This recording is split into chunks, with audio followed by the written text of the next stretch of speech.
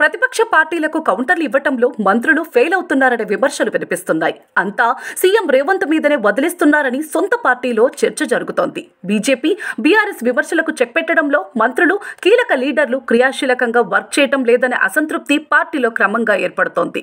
తమకేమీ సంబంధం లేనట్టు చాలా మంది మంత్రులు వ్యవహరిస్తున్నారనే చర్చ కూడా సొంత పార్టీలోనే జరగటం ఇప్పుడు హాట్ టాపిక్ గా మారింది. ఇటీవల జరిగిన లోక్సభ ఎన్నికల ప్రచారంలోనూ ఇది స్పష్టంగా కనిపించిందని కాంగ్రెస్ పార్టీ నేతలే డిస్కషన్ చేస్తున్నారు. పార్లమెంటు ఎన్నికల ప్రచారంలో ఓ వీడియో అంశంలో ఏకంగా సీఎం రేవంత్ కు కేంద్ర ప్రభుత్వం నోటీస్ ఇచ్చినా ఒకరిద్దరు తప్ప మిగిలిన మంత్రులెవ్వరూ ఖండించని పరిస్థితి ఏర్పడిందనేది ఆ పార్టీ నేతలు చెప్తున్నారు. సీఎం రేవంత్ రిజర్వేషన్ల రద్దు అంశం లేవనెత్తిన సందర్భంగా ఆ నోటీసు వచ్చిందనేది కాంగ్రెస్ బలంగా విశ్వసిస్తున్నది.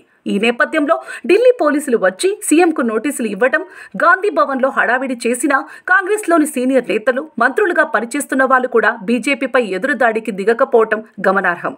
పార్టీ అధ్యక్షుడు సీఎంకి నోటీసులు వస్తే మంత్రివర్గ సభ్యులంతా ముక్త కంఠంతో ఖండించాల్సిన అవసరం ఉంటుంది. కానీ ఎన్నికల సమయంలో వచ్చిన నోటీసులకు కీలక నేతలెవరూ ఆశించిన స్థాయిలో స్పందించలేదు. స్వయంగా సీఎం రేవంత్ రెడ్డి ఆ నోటీసుకు ఢిల్లీ పోలీసుల వ్యవహారంపై ప్రశ్నించారు. ఎలక్షన్ క్యాంపెయిన్తో పాటు ప్రత్యర్థిపై ఒంటరిగానే ఎదురుదాడులు చేశారనే అభిప్రాయాలు వ్యక్తమవుతున్నాయి. బీజేపీ, బీఆర్ఎస్ పార్టీలకు రాష్ట్రంలో పవర్లో ఉన్న కాంగ్రెస్ టార్గెట్గా మారింది. ప్రజలకు ఇచ్చిన హామీలు, పొలిటికల్ విమర్శలను ఈ రెండు పార్టీలు ఒకే తరహాలో చేస్తున్నాయి. కాంగ్రెస్ ఎన్నికల ముందు ఇచ్చిన హామీలపై రెండు పార్టీలు ఎదురుదాడి చేస్తున్నాయి. ప్రభుత్వాన్ని డ్యామేజ్ చేసేందుకు ఛాన్స్ దొరికినప్పుడల్లా విమర్శిస్తూనే ఉన్నాయి. మీడియా, సోషల్ మీడియా తదితర ప్లాట్ఫామ్లతో పాటు పబ్లిక్ మీటింగ్, గ్రూపు గ్యాదరింగ్స్ లో విస్తృతంగా చర్చిస్తున్నాయి.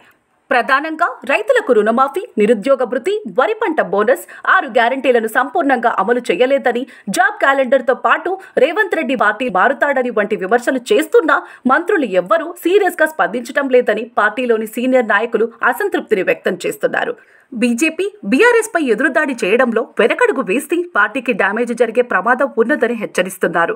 ఎమ్మెల్సీ ఎన్నికలతో పాటు రాబోయే రోజుల్లో జరిగే స్థానిక సంస్థల ఎన్నికల్లోనైనా ప్రతిపక్ష పార్టీలకు చెక్ పెట్టేలా కౌంటర్లు ఉండాలని క్యాడర్ అభిప్రాయాన్ని వ్యక్తం చేస్తున్నది.